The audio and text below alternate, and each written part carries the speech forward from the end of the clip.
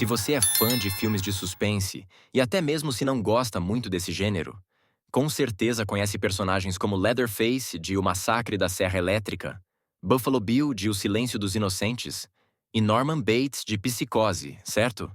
Esses personagens macabros foram inspirados, entre outros, pelo norte-americano Edward Theodore Gein, famoso por roubar inúmeros cadáveres e assassinar pelo menos duas pessoas. Como um único indivíduo pode ter servido de modelo para criar protagonistas tão assustadores e distintos? Edward Theodore Gein nasceu em 1906 em Wisconsin, Equa, filho de George e Augusta. Ele tinha um irmão mais velho, Henry, e seus pais se odiavam. George, o pai, era um alcoólatra violento, enquanto Augusta, a mãe, era uma fanática religiosa que se recusava a se divorciar por causa de suas crenças puritanas. A família vivia em uma pequena fazenda nos arredores de Plainfield, e os irmãos cresceram sob o forte controle da mãe, que acreditava que sua missão era protegê-los dos estranhos.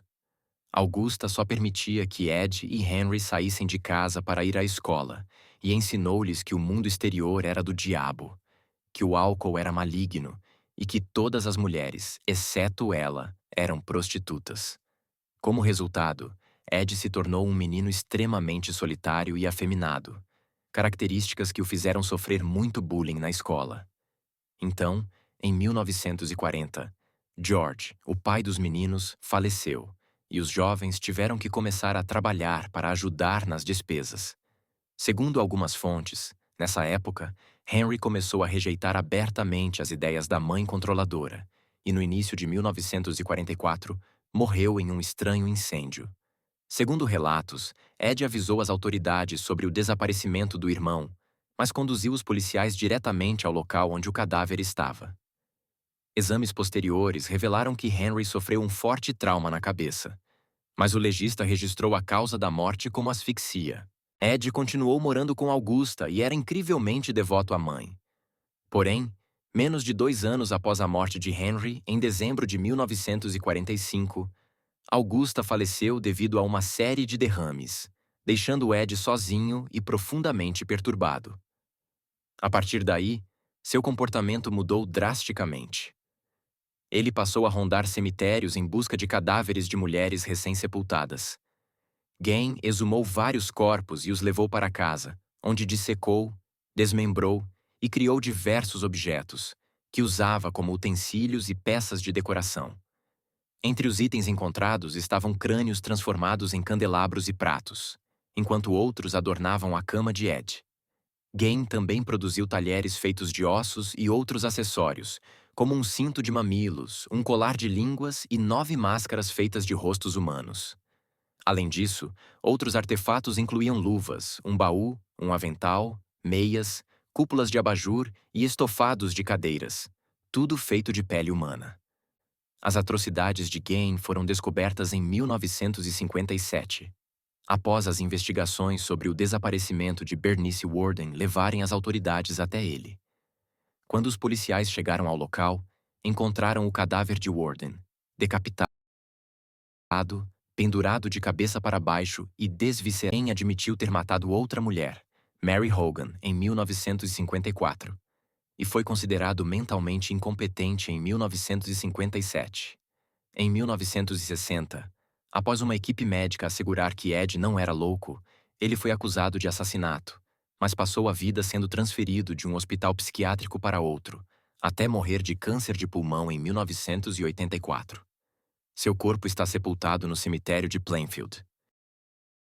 No final da década de 1960, um criminoso assustou os Estados Unidos com suas cartas codificadas, inspirando o filme Zodíaco de 2007. Até hoje, o caso do assassino do Zodíaco permanece sem solução. A polícia não conseguiu determinar o número exato de vítimas e nem decifrar todas as cartas enigmáticas do serial killer, que gostava de desafiar as autoridades. Sabe-se que ele fez 7 vítimas na região norte da Califórnia durante um período de 10 meses no final dos anos 1960. As vítimas eram, em sua maioria, jovens entre 16 e 29 anos, que foram baleadas ou esfaqueadas pelo Zodíaco. O assassino abordava jovens mulheres com pneus furados esperando ajuda, casais em locais isolados e até um taxista, que foi a última vítima identificada. Os assassinatos eram meticulosamente planejados, como evidenciado pelos relatos de 2 sobreviventes que disseram ter sido observados e perseguidos, e pelo fato de o criminoso nunca ter deixado impressões digitais. Além disso, o assassino do Zodíaco começou a desafiar a polícia e a imprensa, enviando uma série de cartas ameaçadoras para jornais, incluindo 4 criptogramas, dos quais apenas um foi decodificado. A primeira cifra continha 408 símbolos, tornando-a difícil de entender. O serial killer nunca foi capturado. As autoridades suspeitaram de Arthur Leigh Allen, um ex-professor que usava um relógio da marca Zodiac, e teria lido um conto mencionado em uma das cartas. Ele também foi reconhecido em fotos por um dos sobreviventes em 1991, mas morreu em 1992 sem ser indiciado. Recentemente, um grupo voluntário de detetives chamado Case Breakers pode ter finalmente descoberto a identidade do assassino. De acordo com os investigadores, o assassino seria Gary Francis Post, um homem que morreu em 2018. As investigações, conduzidas por mais de 40 ex-policiais, investigadores, agentes federais e especialistas forenses, indicam que o suspeito tinha as mesmas características físicas do assassino do Zodíaco, incluindo cicatrizes e rugas semelhantes. O Case Breakers também analisou pistas forenses, cartas do assassino e fotos encontradas na casa do suspeito. Embora os investigadores não tenham revelado mais detalhes sobre o caso, alegam que o serial killer pode ter começado a matar 2 anos antes do que se pensava anteriormente. Outra mente perturbada que inspirou diversos filmes foi o serial killer John Wayne Gacy.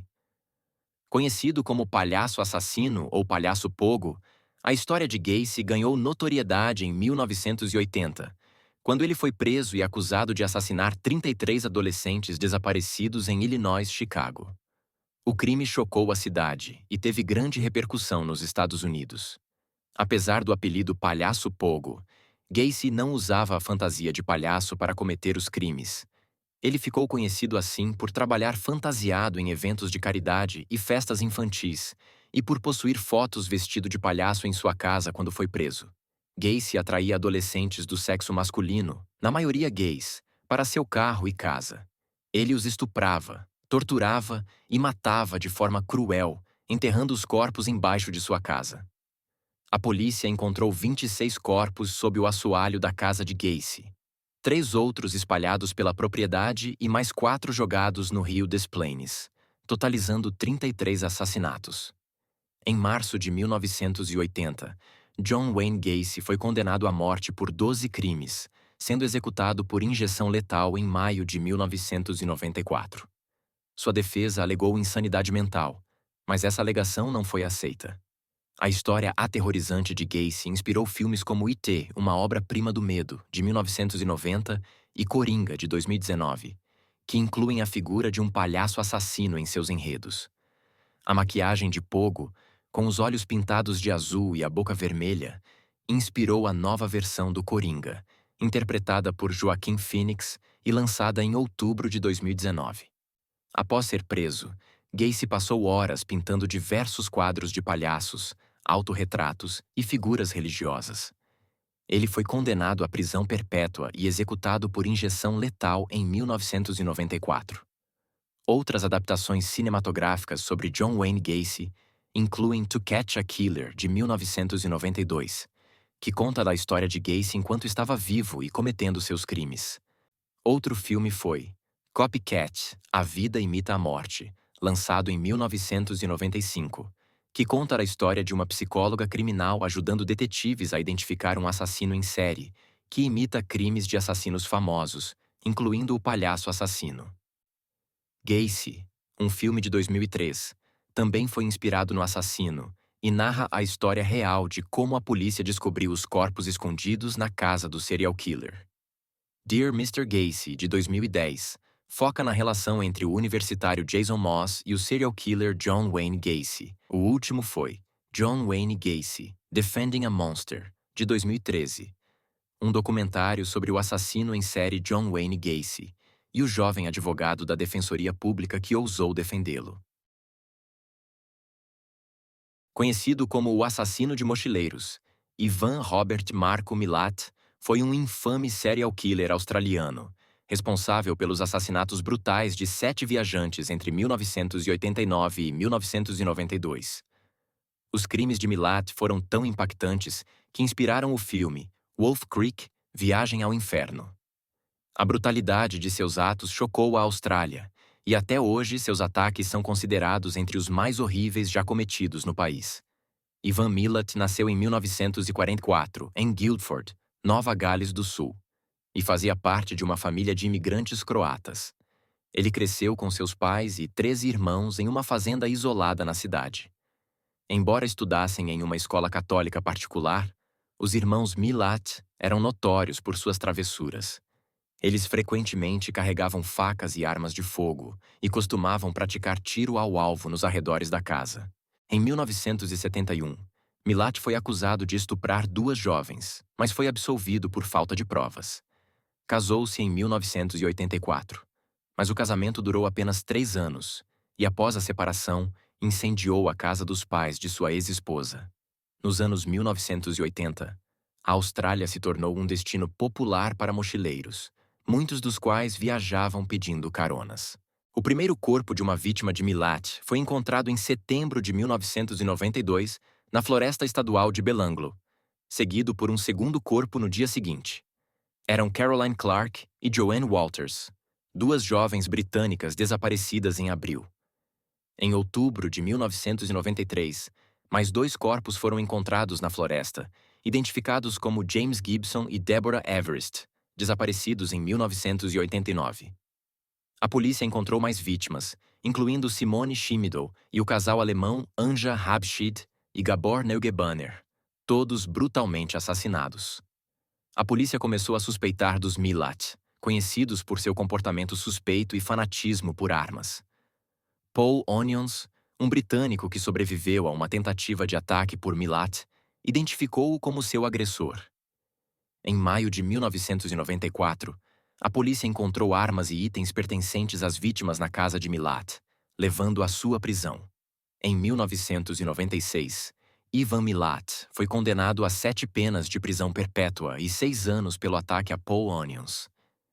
As autoridades acreditam que ele pode ter feito mais vítimas, considerando o grande número de mochileiros desaparecidos na época.